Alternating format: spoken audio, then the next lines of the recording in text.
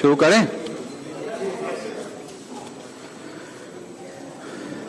साथियों, आप सबका आज की इस प्रेस कॉन्फ्रेंस में बहुत बहुत स्वागत। एक महत्वपूर्ण प्रेस कॉन्फ्रेंस है जिसे एड्रेस करने के लिए आज हम कुछ साथी यहाँ इकट्ठे हुए हैं। जिस आम आदमी पार्टी को मैंने अपने खून और पसीने से सींचा और अपनी जवानी के 15 साल दिए, वो आम आदमी पार्टी आज पूरी तरीके से अपने सिद्धांतों से, अपने मूल्यों से, अपने कोर मॉरल और वैल्यूज से भटक चुकी है। और अब ये पार्टी देश के लिए नहीं, देश के हित के लिए नहीं, बल्कि अपने पर्सनल फायदे के लिए काम कर रही है। आप में से कई लोग पिछले कुछ सालों से मुझे ये कह भी रहे थे और मैं पर्सनली पिछले कुछ सालों से ये महसूस कर रहा था that I am the right man in the wrong party. I repeat, I am the right man in the wrong party. इसलिए आज हम ये अनाउंस करते हैं, मैं ये अनाउंस करता हूं कि मैं आम आदमी पार्टी से दूर जा रहा हूं और जनता के पास जा रहा हूं। पॉलिटिक्स में आने से पहले मैं एक प्रैक्टिसिंग चार्टर्ड अकाउंटेंट था। मंच पर बैठे मेरे साथी कोई साइंटिस्ट था, कोई एजुकेशनिस्ट था, और आज जो लोग आम आदमी पार्टी का दामन छोड़ रहे हैं, अलग हो रहे हैं, आम आदमी पार्टी से दूर हो रहे हैं, उनमें कोई वर्ल्ड क्लास क्रिकेटर रहा, कोई पद्मश्री रहे, कोई सोशल एक्टिविस्ट रहे। ये तमाम लोग अपना सब कुछ छोड़ छाड़ कर, सब कुछ न्योछावर कर कर एक करप्शन फ्री इंडिया का संकल्प लेकर आए थे और इस पार्टी को स्थापित किया था। मैं इस पार्टी का फाउंडिंग मेंबर था। मुझसे बेहतर आम आदमी पार्टी को शायद ही कोई जानता होगा। हम सब ने मिलकर पूरी कमिटमेंट और डेडिकेशन के साथ इस पार्टी को दिल्ली में स्थापित किया, पंजाब में स्थापित किया और देश के अन्य राज्यों तक पहुंचाने का प्रयास किया। लेकिन आज मैं बहुत दुख के साथ, बहुत पीड़ा के साथ और बहुत शर्म के साथ ये कह रहा हूं कि जो पार्टी करप्शन खत्म करने की कसम खाकर बनी थी, वो पार्टी आज करप्ट और कॉम्प्रोमाइज्ड लोगों के हाथ में बुरी तरीके से फंस चुकी है। और इसीलिए हर वो देशभक्त आदमी जो भारत मां की सेवा करने के लिए आम आदमी पार्टी से जुड़ा था, पार्टी छोड़ चुका है या वो आम आदमी पार्टी छोड़ रहा है एक एक करके। मैं सरल भाषा में कहूं तो हम अपना करियर बनाने के लिए राजनीति में नहीं आए थे। हम लोग अपना करियर छोड़ के देश के लिए राजनीति में आए थे। और यदि देश के लिए काम इस पार्टी में नहीं हो पा रहा है, वो इसलिए क्योंकि अब आम आदमी पार्टी वो पुरानी वाली आम आदमी पार्टी नहीं रही। और पिछले कुछ सालों से आप लोग लगातार मुझसे पूछ रहे थे कि राघव जी, आप एक साल से पार्टी की गतिविधियों से अलग क्यों नजर आते हैं, पार्टी से किनारा क्यों कर लिया। तब मैं कुछ बोलता नहीं था, मैं प्रयास कर रहा था कि चीजें बेहतर हों। लेकिन आज मैं आपको असल कारण बताता हूं कि क्यों मैंने पार्टी की गतिविधियों से अपने आप को अलग कर लिया। और उसका कारण यह है क्योंकि मैं उनके गुनाह में शामिल नहीं होना चाहता था। मैं उनकी दोस्ती के काबिल नहीं था क्योंकि मैं उनके गुनाह में शामिल नहीं था। आज हम एक ऐसे मोड़ पर खड़े हैं कि हमारे पास सिर्फ दो ही ऑप्शंस थे, दो विकल्प थे। या तो हम राजनीति छोड़ दें और पिछले 15-16 साल जो हमने सार्वजनिक जीवन में काम किया उसे त्याग दें, या फिर हम अपने अनुभव को, अपनी स्किल्स को, अपनी पूरी ऊर्जा और एनर्जी को लेकर पॉजिटिव पॉलिटिक्स करें। इसीलिए हमने ये डिसाइड किया that we the 2/3 members of parliament of the belonging to the Aam Aadmi Party in Rajya Sabha exercise the provisions of the Constitution of India and merge ourselves with the BJP। हम BJP में विलय करते हैं। पिछले 12 सालों में Bharatiya Janata party की केंद्र की सरकार, माननीय प्रधानमंत्री नरेंद्र मोदी जी के नेतृत्व में जो सरकार चल रही है, उसने कई मजबूत ऐसे फैसले लिए जो आज से पहले नेता फैसले लेने से शायद डरते थे। चाहे वो आतंकवाद की जड़ें उखाड़कर फेंकना हो या भारत को विश्व की टॉप इकोनॉमीज में लाना हो। और इस नेतृत्व पे जनता ने एक बार नहीं, दो बार नहीं, 3-3 बार मोहर लगाई है। हम सब अपने आप को सौभाग्यशाली महसूस कर रहे हैं कि हम माननीय प्रधानमंत्री नरेंद्र मोदी जी की लीडरशिप में और गृह मंत्री अमित शाह जी की संकल्प शक्ति के साथ जुड़कर बिना रुके और बिना थके देश के लिए काम करेंगे। और जिन लोगों के मन में थोड़ी पीड़ा थी, दुख था कि मैं बतौर एक सांसद जो ऑर्डिनरी सिटीजन्स के ऑर्डिनरी इश्यूज को पार्लियामेंट में उठा रहा था, मैं शायद नहीं उठा पाऊंगा क्योंकि मेरी अपनी पार्टी ने मेरी आवाज बंद कर दी थी।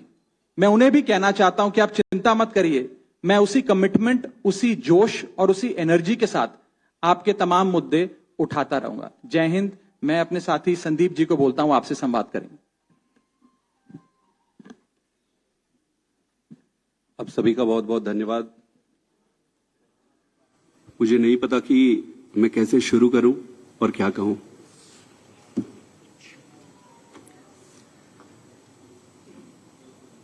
मैंने अपने जीवन में नहीं सोचा था कि यह स्थिति आएगी, पर यह आई।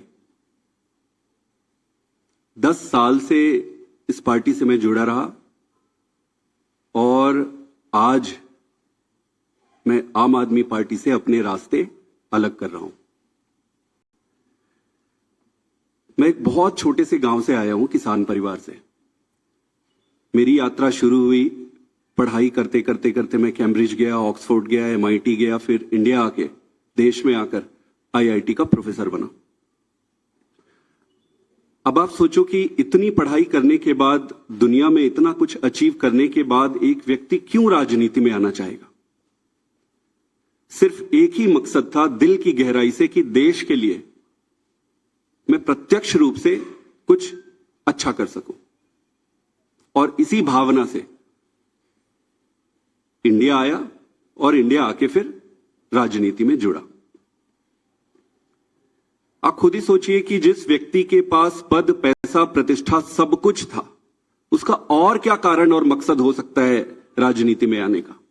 सिर्फ और सिर्फ देश सेवा ही एकमात्र मकसद था।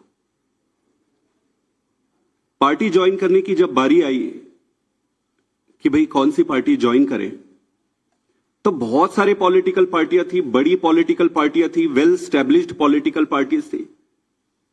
आम आदमी पार्टी को ही क्यों ज्वाइन किए, ये जानते हुए भी कि पार्टी शुरू हुई है, पार्टी छोटी है, कहीं पर भी जाते कहीं पर भी काम मिल जाता और आगे जीवन शुरू कर सकते थे। लेकिन उन सब के बावजूद आम आदमी पार्टी को चुना। क्यों चुना? वो इसलिए चुना क्योंकि ये काम की राजनीति, नई राजनीति की बातें कही गई और उसको लेकर आया गया। ये सारी बातों को सुनकर, इन सारी चीजों को देखकर आम आदमी पार्टी ज्वाइन किए। और इन 10 सालों में ईश्वर साक्षी है, मैंने खूब मेहनत की है। न दिन देखा न रात देखी, घर परिवार सब त्याग के, छोड़ के सब कुछ झोंक दिया। अपने लिए नहीं। आपने देखा होगा कि मैंने कभी भी अपने आप को आगे नहीं किया। बहुत सारे तो मुझे फर्स्ट टाइम भी देख रहे होंगे या फोटो में ही देखे होंगे। मैंने कभी अपने आप को आगे नहीं किया। क्यों? पार्टी को आगे रखा, अरविंद केजरीवाल जी को आगे रखा। और इतने लाखों वॉलंटियर हैं जो निस्वार्थ भाव से देश में, सच्ची श्रद्धा से देश में बदलाव के लिए काम कर रहे थे, उनको आगे रखा। मेरा सिर्फ एक ही मकसद था कि देश के लिए काम करना है। और मेरी ईमानदारी का, मेरी निष्ठा का प्रमाण मैं नहीं दूंगा।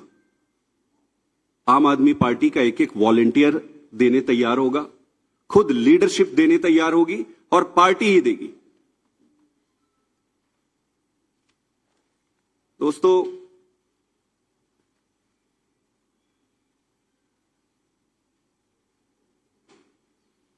मैंने अपने जितने भी राजनीतिक निर्णय लिए, वो सारे निर्णय पार्टी को सर्वोपरि रखकर लिए। किसी भी व्यक्ति को भाई, भतीजा, जान पहचान, बहुत सारे रास्ते में दिक्कतें आती है, लालच आते हैं, प्रलोभन आते हैं। ईश्वर साक्षी है, मैं एक तपस्या के जैसे राजनीति किया हूं। मुझे मालूम है कि ये आज के समय में ये करना बहुत कठिन है। मुझे हर बार लोग कहते थे कि आप तो डूब जाओगे, आप चलोगे कैसे? अपने लोग बनाओ, अपनी टीम बनाओ, अपने आप को आगे करो। मैंने बोला यार, पार्टी है ना, पार्टी को आगे करो। मेरे पास 3 रास्ते थे।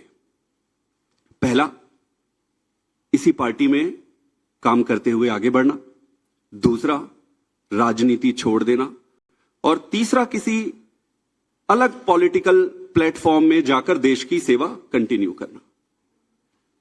इस पार्टी में रहकर काम करना, लगभग जो भी परिस्थितियां थी, व्यक्ति इंपॉर्टेंट नहीं है, मैं इंपॉर्टेंट नहीं हूं, मेरे ग्रीवियंसेस छोटे छोटे इंपॉर्टेंट नहीं है, देश इंपॉर्टेंट है।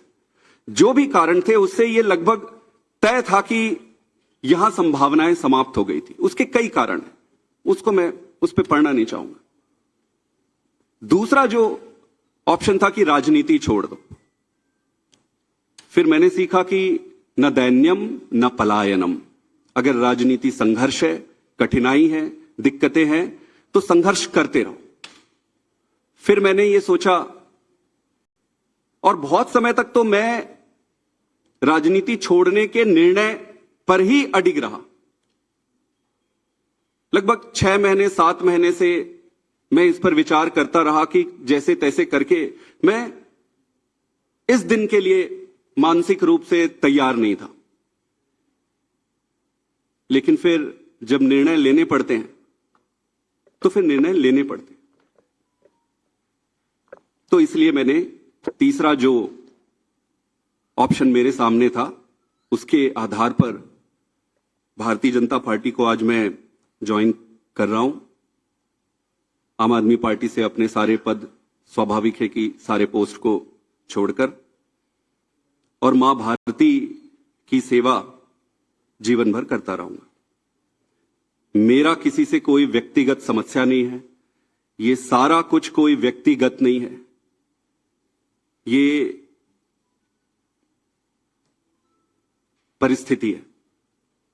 मैं जैसा भी रहा हो, उन सभी लीडर्स का जिन्होंने मेरी मदद की, मैं अरविंद केजरीवाल जी को भी धन्यवाद देता हूं कि उन्होंने मुझे मौका दिया, और मौका दिया तो ईश्वर साक्षी है, मैंने उन्होंने जितना मौका दिया उससे कई गुना बढ़कर काम किया।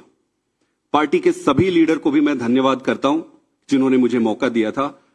सबसे बढ़कर सारे वॉलंटियर्स को जिन्होंने मेरे साथ कदम से कदम मिलाकर और कंधे से कंधा मिलाकर एक अनजान, एक नए आदमी की मदद की, उन सबको भी धन्यवाद देता हूं और इनको शुभकामना भी देता हूं, क्योंकि देश में राजनीतिक दल रहने चाहिए, सक्सेस होने चाहिए, तो उनको बहुत बहुत शुभकामनाएं।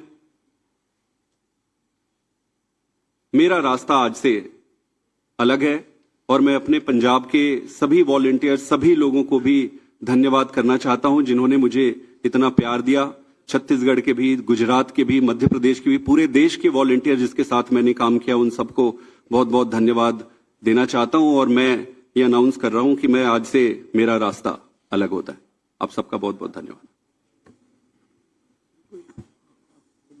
एक दो सवाल अगर आपके हैं, एक एक करके एक मिनट आप एक एक करके मैं बता देता हूं। पहले सुन इनके, हाँ वही आज सेम सवाल, वो सेम सवाल है, मैं जवाब दे रहा हूं। मैंने जो कहा, आम आदमी, सुन लीजिए, जवाब दे रहा हूं। आप ही के सवाल का जवाब दे रहा हूं, लगभग सभी साथियों का एक ही सवाल है।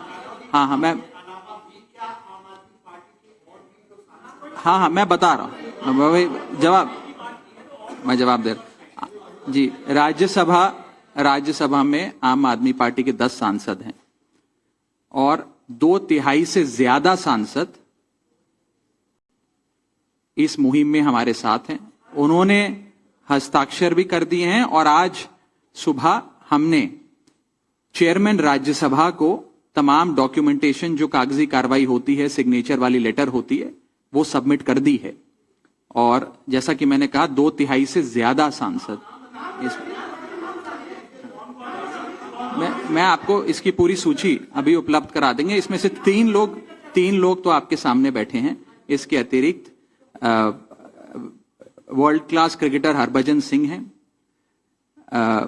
राजेंद्र गुप्ता जी हैं, विक्रम साहनी जी हैं, स्वाति मालीवाल जी हैं, और हम 3 तो आपके सामने बैठे ही हैं, अशोक जी, संदीप जी और मैं स्वयं। ठीक है, और कोई एक सवाल? यही सबका सवाल था।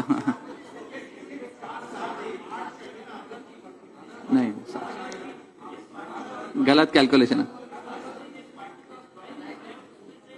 और अभी और भी हैं जो साथ आएंगे जी।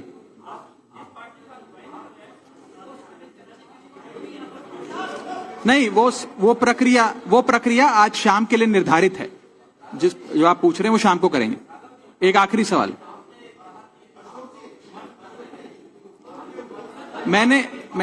मैं बता देता हूं। नहीं, आपको जवाब मैं उस पर आ रहा हूं। देखिए, कॉन्स्टिट्यूशन ऑफ इंडिया ये प्रोविजन देता है हम सबको अपना ये संवैधानिक अधिकार एक्सरसाइज करने का, जिसमें यदि 2/3 से ज्यादा सांसद किसी भी लेजिस्लेटिव पार्टी के यदि किसी दूसरी पार्टी में मर्ज होना चाहें तो वे हो सकते हैं। ये एक संवैधानिक प्रावधान है, इसमें कोई गैर कानूनी या गैर संवैधानिक बात नहीं है। ये एक संवैधानिक प्रावधान संविधान के निर्माताओं ने दिया है, जिसे एक्सरसाइज किया जा रहा है। बहुत बहुत शुक्रिया। बाकी फिर अब मिलते रहेंगे, फिर बात करेंगे।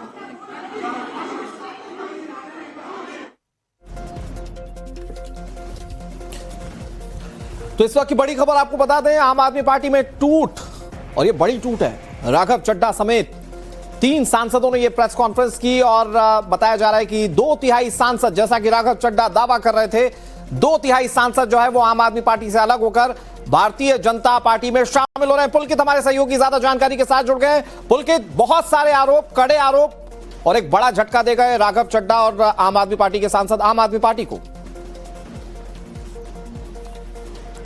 पुलकित, देखिए, आपने बिल्कुल ठीक कहा, और ये झटका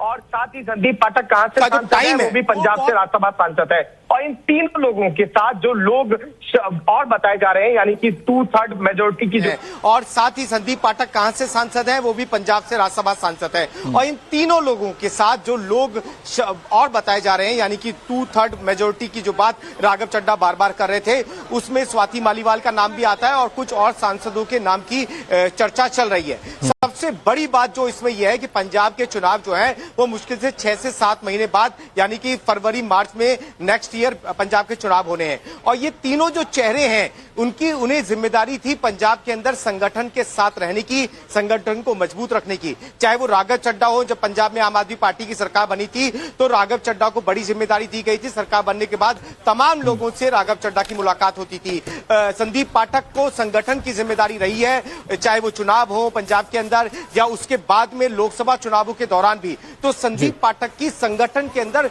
महत्वपूर्ण जिम्मेदारी हमेशा से रही है। ऐसे में चुनाव से पहले अशोक मित्तल, क्योंकि वहां के व्यापारी हैं, और आपको याद होगा कि राघव चड्ढा को उपनेता के पद से हटाने के बाद अशोक मित्तल को ही वो पद दिया गया था। और उसके कुछ दिनों बाद, 2 दिन बाद ही अशोक मित्तल के यहाँ ईडी की रेड हुई थी। और उसके बाद आम आदमी पार्टी ने बहुत सारे आरोप लगाए थे, जिसमें राघव चड्ढा को भी घेरा था। आम आदमी पार्टी के तमाम नेताओं ने ये ट्वीट करके कहा था कि राघव चड्ढा इसके पीछे है। तो कहीं ना कहीं इस ओर इशारा कि आने वाले पंजाब चुनावों के अंदर समीकरण आम आदमी पार्टी के लिए बहुत मुश्किल होता हुआ नजर आ रहा है, क्योंकि ये तमाम जो सांसद हैं वो पंजाब से बिलोंग करते हैं। और आरोपों का घेरा भी बढ़ रहा है, क्योंकि आम आदमी पार्टी लगातार ये आरोप लगाती रही राघव चड्ढा को लेकर कि वो बीजेपी के संपर्क में है, और आज वो जाकर बीजेपी को ज्वाइन कर लेते हैं। अशोक मित्तल के यहाँ ईडी की रेड होती है और साथ ही वो भी साथ में बैठे हुए नजर आते हैं। लेकिन इनमें एक शख्स था संदीप पाठक, जिसको लेकर कोई चर्चा नहीं हुई। देखिए, पीछे आप देखेंगे चहल पहल हो रही है। उसकी वजह यह है कि अभी ये तीनों के तीनों एक रूम में चले गए और 2/3 मेजोरिटी इनके पास है,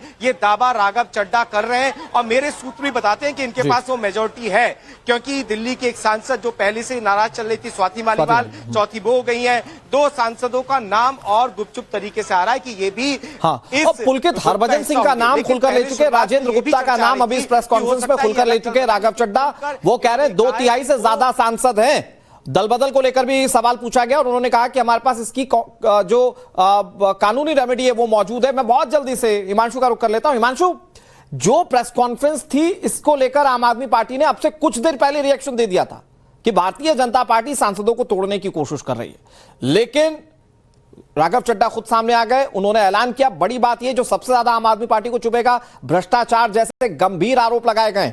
कहा गया पार्टी नहीं सुनती है, पार्टी जनता के हित के काम नहीं करती है, जो सबसे ज्यादा आम आदमी पार्टी को चुभेंगे, खासतौर पर पंजाब के इलेक्शन के लिहाज से।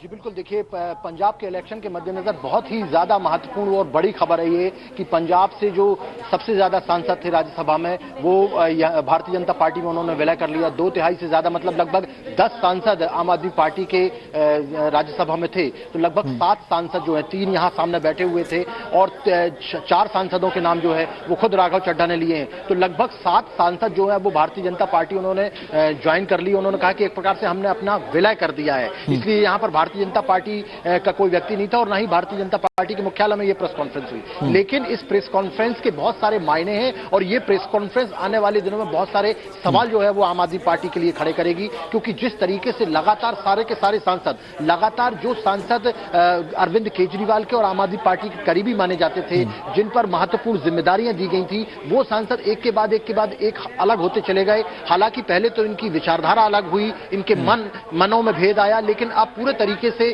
पार्टी के अंदर भी भेद आ गया है और ये सातों के सातों सांसद ने यदि हामी भरी है तो इसका मतलब ये है कि पार्टी में कुछ भी अच्छा नहीं चल रहा है। और दूसरी सबसे बड़ी बात यह है कि इन सभी सातों सांसदों के पास में विकल्प क्या था, ये कौन सी पार्टी में शामिल हो सकते थे। तो स्वाभाविक सी बात है, जो सत्ता में पार्टी है भारतीय जनता पार्टी, उसमें शामिल हो सकते थे और भारतीय जनता पार्टी के जो सिद्धांत हैं कहीं ना कहीं इन लोगों को सूट करते हैं। जिस तरीके से ये लोग काम कर रहे थे तो हो सकता है कि इन्होंने इसीलिए भारतीय जनता पार्टी ज्वाइन की। लेकिन आज की सबसे बड़ी खबर यह है, बंगाल इलेक्शन के बीचों बीच ये जो दिल्ली से जो सबसे बड़ी खबर आई है वो यही आ रही है। बहुत बड़ा और इंटरेस्टिंग इसमें पहलू ये भी है कि बहुत आम आदमी पार्टी बहुत रिश्ता अलग कर सीधे तौर पर अरविंद केजरीवाल पर हमलावर थे तमाम सांसद। और एक बड़ी खबर आपको बता दें, बड़ा अपडेट, बीजेपी अध्यक्ष नितिन नवीन से मुलाकात होगी राघव चड्ढा की। हो सकता है कि पार्टी के ज्वाइन करने की भी तस्वीरें उसी के साथ आपको दिख जाए।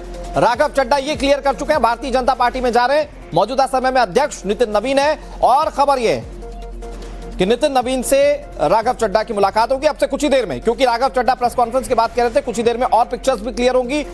तो क्या बीजेपी ज्वाइनिंग की भी तस्वीरें अब से कुछ ही देर में सामने आ सकती हैं। बहुत जल्दी से हिमांशु, क्या अपडेट?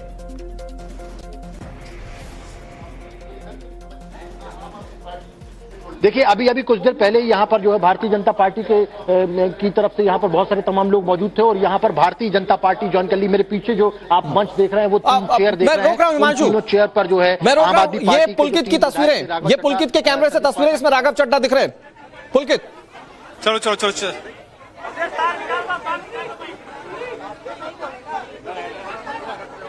देखिए राघव चड्ढा, अनिल बलूनी, ये 2 लोग और साथ ही संदीप पाठक, ये फॉर्च्यूनर गाड़ी आप देख रहे हैं, इसमें बैठकर आप यहां से निकलेंगे।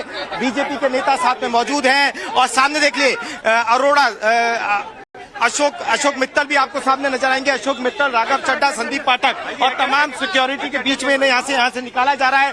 गाड़ी के पास देखिए, आप देखिए, ये देखिए आप जाते हुए नजर आएंगे और यहाँ से, क्योंकि बीजेपी के नेता भी गाड़ी में मौजूद हैं, तो अब यहाँ से राघव चड्ढा हो सकता है कि बीजेपी के बड़े नेताओं से मुलाकात करें, वो तस्वीरें सामने आए। ये आप देख रहे हैं, भारी सुरक्षा के बीच में इन्हें यहाँ से निकाला गया है ताकि बातचीत नहीं हो पाई आगे। जितनी प्रेस कॉन्फ्रेंस राघव चड्ढा ने और साथ ही बाकी लोगों ने की थी, सिर्फ उतने तक रह गया। ये तस्वीर आप देख रहे हैं, कॉन्स्टिट्यूशन क्लब से प्रेस कॉन्फ्रेंस को संबोधित करके निकल रहे हैं। बाकी जो सांसद हैं उनकी तस्वीरें भी कभी भी आ सकती हैं कि किस तरीके से मुलाकात होगी, क्या होगा। इस गाड़ियों का काफिला आप देख रहे हैं। प्रेस कॉन्फ्रेंस खत्म, राघव चड्ढा यहाँ से निकले हैं और साथ में संदीप पाठक भी हैं, अशोक मित्तल भी हैं। अशोक मित्तल वही हैं जिन्हें उपनेता का पद दिया गया था राज्यसभा में, राघव चड्ढा को हटाकर, जहां से विवाद की शुरुआत हुई और जहां से राघव चड्ढा ने अपने अधिकारों की बात करनी शुरू की थी कि वो अब राज्यसभा में अपनी बातें नहीं रख पाएंगे। तो वो तस्वीर तीनों नेताओं के बाद में यहां से तीनों के तीनों निकल गए। अब आगे की तस्वीरें आएंगी कि बीजेपी के नेताओं से मुलाकात होगी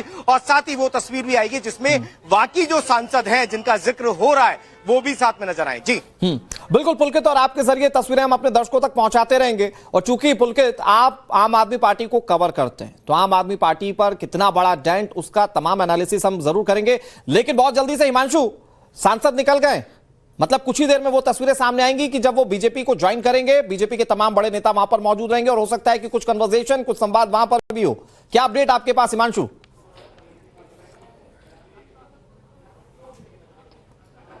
बिल्कुल, देखिए अभी तक की जानकारी के मुताबिक जो राज्यसभा में ये जो सांसद थे, इन्होंने जो राज्यसभा के अध्यक्ष हैं उपराष्ट्रपति, उनको एक लेटर दिया है जिसमें उन्होंने सातों सांसद जो है वो उन्होंने भारतीय जनता पार्टी में अपना विलय कर दिया। ये चिट्ठी जो है वो राज्यसभा के सचिवालय में पहुंचा दी गई है। फिलहाल ये अपडेट आया। दूसरी बात ये कि अब निश्चित तौर पर यहाँ पर सुरक्षा के साथ में उन तमाम सांसदों को, जो यहाँ पर 3 सांसद आए हुए थे आम आदमी पार्टी के, अब जो बीजेपी में जिन्होंने अपना विलय कर दिया, उनको निकाल दिया गया है। हालांकि अभी गृह मंत्री अमित शाह, जैसा कि राघव चड्ढा ने अपने वक्तव्य में कहा कि प्रधानमंत्री नरेंद्र मोदी और गृह मंत्री अमित शाह के सानिध्य में वो अब आने वाले दिनों में जिस तरीके की राजनीति वो आम आदमी पार्टी में करते रहे हैं, आम जनता के मुद्दे उठाते रहे, वैसे ही मुद्दे वो उठाते रहेंगे सदन में, राज्यसभा में। तो जिनके नेतृत्व में वो उठाने वाले हैं वो दोनों के दोनों नेता फिलहाल बंगाल में हैं, लेकिन उम्मीद यही जताई जा रही है कि शाम तक, रात तक जो बाकी के सांसद है, क्योंकि जो परिपाटी रही वो यही रही कि यदि पूरी की पूरी पार्टी के सांसद या विधायक विलय करते हैं तो वो सभी लोग एक साथ जाकर मिलते हैं। तो निश्चित तौर पर जैसे जैसे समय निकलता जाएगा तो शाम को गृह मंत्री अमित शाह से सभी सातों सांसद मुलाकात कर सकते हैं। उसके बाद में प्रधानमंत्री ठीक है हिमांशु, मैं फिर आ रहा हूं आपके पास। एक बड़ा अपडेट आ रहा है, मैं पुलकित के पास जा रहा हूं। एक बड़ा अपडेट आ रहा है कि आम आदमी पार्टी भी प्रेस कॉन्फ्रेंस करेगी, पुलकित इस पर जवाब देंगे। पुलकित, लेकिन साथ ही साथ एक सवाल और, आम आदमी पार्टी के कई सारे फाउंडर मेंबर पहले ही छोड़ चुके हैं और इस बार तो जो नेता छोड़कर जा रहे हैं आम आदमी पार्टी को, वो सीधे तौर पर अरविंद केजरीवाल पर निशाना साध रहे हैं। यही काम आज राघव चड्ढा ने भी किया। ये मतलब आम आदमी पार्टी क्या जवाब दे सकती है आज प्रेस कॉन्फ्रेंस में? पहले योगेंद्र यादव, कुमार विश्वास सरी के नेता जो फाउंडिंग मेंबर्स थे वो छोड़कर चले गए, आज राघव चड्ढा छोड़कर जा रहे हैं। पार्टी क्या जवाब देगी? और सबके आरोप जो होते हैं, जो कटाक्ष होते हैं, वो बहुत तीखे होते हैं आम आदमी पार्टी के बड़े नेताओं के खिलाफ।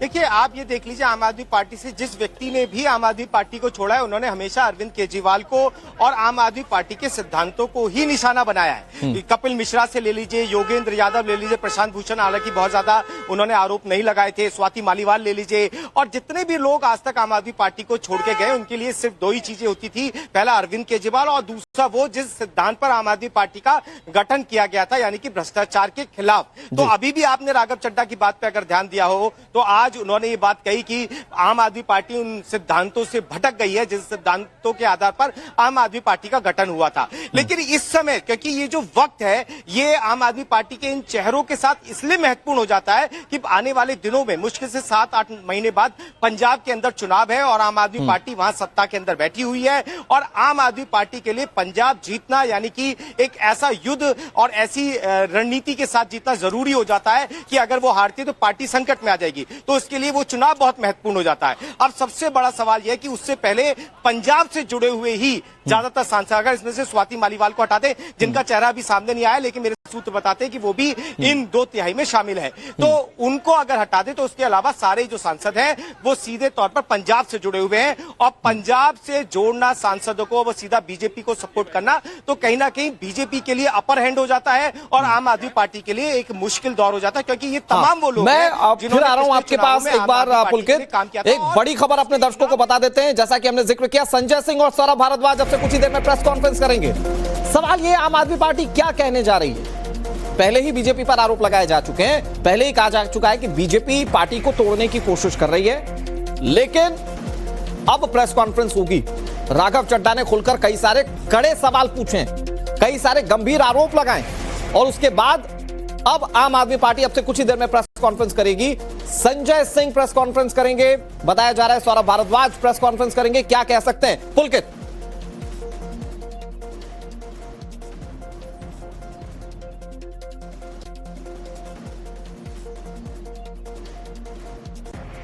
देखिए, सबसे बड़ी बात यह है कि साथ में अशोक मित्तल बैठे हुए थे।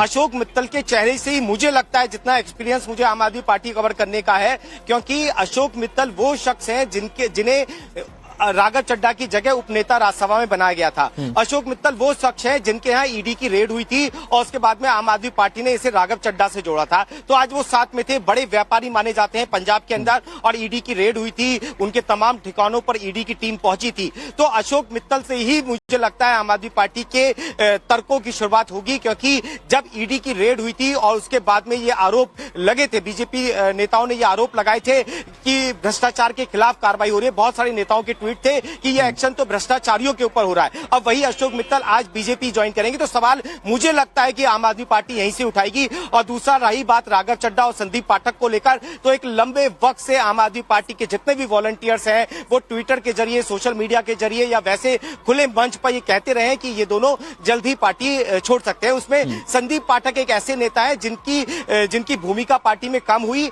लेकिन खुले तौर पर उनका विरोध पार्टी में होता हुआ नजर नहीं आया जितना कि राघव चड्ढा का आता था। चाहे वो अरविंद केजरीवाल जब बाहर गए तो उस बात का भी जिक्र हुआ, और पार्टी जब मुसीबत में आई तो उस बात का भी जिक्र हुआ कि कैसे उन्होंने पार्टी का साथ छोड़ा। लेकिन संदीप पाठक एक ऐसे चेहरे हैं जिनको लेकर पार्टी के नेताओं को, और खुद संदीप पाठक भी जब अपनी बात रख रहे थे तो आपने देखा कि उन्होंने अरविंद केजरीवाल का भी शुक्रिया किया और पार्टी के कार्यकर्ताओं का भी शुक्रिया किया। तो मुझे लगता है वो भी एक सॉफ्ट कॉर्नर के साथ पार्टी छोड़ना चाहते थे। यही वजह थी कि उन्होंने बहुत गंभीर आरोप लगाते हुए पार्टी का दामन नहीं छोड़ा। सिर्फ संदीप पाठक ऐसे हैं जिन पर प्रेस कॉन्फ्रेंस में नरमी होगी। बाकी तमाम जो चेहरे हैं, चाहे वो मित्तल हो, अशोक मित्तल जिनके यहाँ ईडी की रेड हुई थी, चाहे वो राघव चड्ढा, खुलकर आम आदमी पार्टी विरोध करती हुई नजर आएगी। जी ठीक है, बहुत जल्दी से हिमांशु, लेकिन अभी चूंकि कुछ ही देर में प्रेस कॉन्फ्रेंस की तस्वीरें भी आएंगी, जो आम आदमी पार्टी के नेता निकले बीजेपी नेताओं से मिलने के लिए, उसकी भी तस्वीरें आएंगी, उस पर बात करें। क्या यहां से आम आदमी पार्टी के एग्जिस्टेंस पर अब सवाल खड़ा होना शुरू नहीं होगा? दिल्ली हार चुके थे, दिल्ली का हारना अनएक्सपेक्टेड बताया जा रहा था। अरविंद केजरीवाल अपनी सीट हारे और उसके बाद से सवाल ये उठने लगा कि क्या भविष्य होगा। और अब एक जो सत्तासीन राज्य है पंजाब, वहां के भी सांसद छोड़कर जा रहे हैं। क्या यह आम आदमी पार्टी के एग्जिस्टेंस पर बहुत बड़ा प्रश्न चिन्ह नहीं लगने वाला है?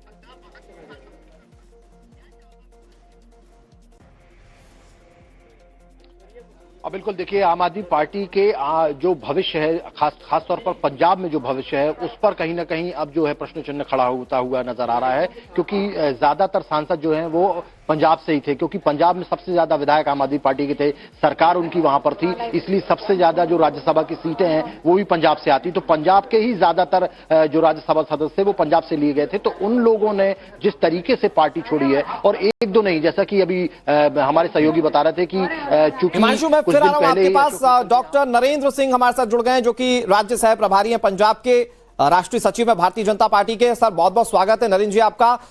राघव चड्ढा अलग हुए आम आदमी पार्टी से, भारतीय जनता पार्टी में जा रहे हैं, बहुत सारे गंभीर आरोप लगाए सर, लेकिन यह कहा जा रहा है कि बीजेपी का मास्टर स्ट्रोक है राघव चड्ढा को आम आदमी पार्टी में शामिल करना पंजाब के इलेक्शन के लिहाज से।